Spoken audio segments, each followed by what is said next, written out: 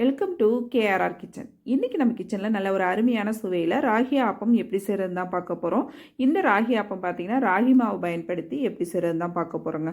ஆப்பம் பார்த்திங்கன்னா நல்லா பஞ்சு போல் சாஃப்டாக ரொம்பவே சூப்பராக இருக்கும். டேஸ்ட்டும் அருமையாக இருக்குங்க. இதுக்கு தேங்காய் பால், சட்னி, சாம்பார், குருமா, வெஜிடபிள் கறி இது போல் எல்லாமே வச்சு சாப்பிட்லாம். ரொம்ப சூப்பராக இருக்கும். இந்த ஆப்பம் எப்படி செய்கிறது நம்ம வீடியோக்குள்ளே போய் பார்ப்போம். அதுக்கு முன்னாடி நம்ம சேனலை இப்போ தான் ஃபஸ்ட் டைம் பார்க்குறீங்கன்னா சப்ஸ்கிரைப் பண்ணி வச்சுக்கோங்க. கூடவே பெல் சிம்பிள் ப்ரெஸ் பண்ணி ஆளுங்கிற ஆப்ஷனையும் ப்ரெஸ் பண்ணி வச்சுக்கோங்க. அப்போ தான் நான் போகிற வீடியோஸ் எல்லாம் உங்களுக்கு தொடர்ந்து நோட்டிஃபிகேஷனில் ஒன்றுக்கு ஒன்றே கிடச்சிட்ருக்கும். இப்போ மாவு அரைக்கிறதுக்கு ஒரு மிக்சி ஜார் எடுத்திருக்கேன். அதில் 1 கப் அளவுக்கு சாதம் சேர்த்துக்கிறேன். இது கூடவே 1 கப் அளவுக்கு தேங்காய் துருவலும் சேர்த்து கொஞ்சமாக தண்ணி சேர்த்து நல்லா நைஸாக அரைச்சி எடுத்துக்குவோம். இது வந்து பார்த்திங்கன்னா எந்த அளவுக்கு நல்லா நைஸாக அரைக்க முடியுமோ அந்த அளவுக்கு நைஸாக அரைச்சி எடுத்துக்குங்க. இதை அரைச்சதுக்கு அப்புறம் தான் நம்ம மாவு சேர்த்து அரைக்கணும். இது கூடவே சேர்த்து அரைச்சோம் அப்படின்னாக்கா நமக்கு தேங்காய் வந்து நல்லா சரியாக அரைப்படாது. அதனால் ஃபஸ்ட்டு இதை ஒரு தடவை அரைச்சிக்கிட்டு அதுக்கப்புறம் மாவு சேர்த்து அரைச்சிக்குவோம். இப்போ எந்த கப்பால் நம்ம இதெல்லாம் அளந்தோமோ சாதமும் தேங்காயும் அதே கப்பால் பார்த்திங்கன்னா 2 கப் அளவுக்கு ராகி மாவு எடுத்துக்கிறேன். இது வந்து கடையில் வாங்கின மாவு, வீட்டில் உள்ள மாவு, வீட்டில் அரைச்ச மாவு எதை வேணுமோ நீங்கள் எடுத்துக்கலாம். இப்போ மாவு சேர்த்துட்டு இதில் கொஞ்சம் கொஞ்சமாக தண்ணி சேர்த்து நல்லா கலந்து விட்டுக்குங்க. ஒரு ஸ்பூன் வச்சு நல்லா கலந்து விட்டுக்குங்க மாவு அடியிலேருந்து. இப்போ 1 கப்பு சேர்த்துருக்கேன், இன்னொரு கப்பு தண்ணி எடுத்து வச்சுருக்கேன். கொஞ்சம் கொஞ்சமாக விட்டு விட்டு அரைச்சி தண்ணி சேர்த்து சேர்த்து அரைச்சி எடுத்துக்குவோம். இப்போ மாவு அரைச்சிட்டு நான் உங்கள்கிட்ட காட்டுறேன். மாவு அரைக்கும் போது பார்த்திங்கன்னா கொஞ்சம் பல்ஸில் விட்டு விட்டு அரைங்க. இப்போ பாருங்கள் 2 கப்பு தண்ணியும் ஊற்றி நல்லா அரைச்சி எடுத்துகிட்டு வந்துட்டேன். இப்போ இது ஒரு பாத்திரத்துக்கு மாற்றிக்கிறேன்.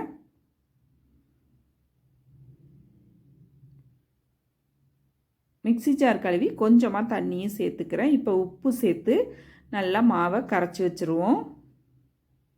மாவுக்கு எந்த அளவுக்கு தேவையோ அந்த அளவுக்கு உப்பு சேர்த்துக்குங்க. சேர்த்து நல்லா கையால் கலந்து மாவை கரைச்சி எடுத்து வச்சுக்குவோம். அப்போ தான் மாவு நல்லா புளிச்சு வரும். நமக்கு நல்லா கரைச்சி விட்டுக்குவோம் ஒத்தாப்பில். ஆப்ப மாவுங்கிறதுனால பார்த்திங்கன்னா மாவு கொஞ்சம் இந்த அளவுக்கு தண்ணியாக தான் இருக்கணும். இப்போ மாவு நல்லா கரைச்சிட்டேன். இது ஒரு மூடி போட்டு பார்த்திங்கன்னா நல்லா ஒரு 5லேருந்து ஒரு 6 மணி நேரம் புளிக்க வச்சு எடுத்துக்குவோம். இப்போ மாவு நல்லா புளிக்கட்டும். புளிச்சதுக்கப்புறம் நம்ம ஆப்பம் எப்படி ஊற்றுறதுன்னு பார்ப்போம். இப்போ மாவு நல்லா புளிச்சிடுச்சு. ஓப்பன் பண்ணி பார்ப்போம் பாருங்கள். இப்போ மாவு பார்த்தாலே தெரியும் உங்களுக்கு நல்லா புளிச்சு வந்திருக்கு பாருங்கள். நல்லா கலந்து விட்டுக்குங்க. இப்போ மாவு வந்து நீங்கள் இது போல் கலந்து விடும் போது உங்களுக்கு கொஞ்சம் திக்காக இருக்கிற மாதிரி இருந்துச்சுன்னா கொஞ்சமாக தண்ணி விட்டு கலந்துக்குங்க. எனக்கு மாவோட பக்குவம் பார்த்திங்கன்னா கரெக்டாக இருக்குது. அதனால நான் தண்ணிலாம் எதுவுமே சேர்க்கலை. அப்படியே தான் ஆப்பம் ஊற்ற போகிறேன். நல்லா கலந்து விட்டுக்குங்க. இதில் வந்து சீனி சேர்ப்பாங்க. நான் இன்றைக்கி சேர்க்காம தான் செய்ய போகிறேன். சர்க்கரை சேர்க்கும் போது நல்லா ஆப்பம் செவந்து வரும், நல்லா முறுமுறுன்னு இருக்கும். அதுக்காக தான் சேர்ப்பாங்க. நான் வந்து சேர்க்கலை. அப்படி இருந்துமே நமக்கு ஆப்பம் நல்லாவே வரும். இப்போ ஆப்பக்கடாயில் கொஞ்சமாக எண்ணெய் தடவிட்டு ஒரு 1.5 கரண்டி அளவுக்கு மாவு ஊற்றி நல்லா எல்லா பக்கமும் ஸ்ப்ரெட் ஆகிற மாதிரி இந்த போல் நல்லா சுற்றி விட்டுக்குங்க.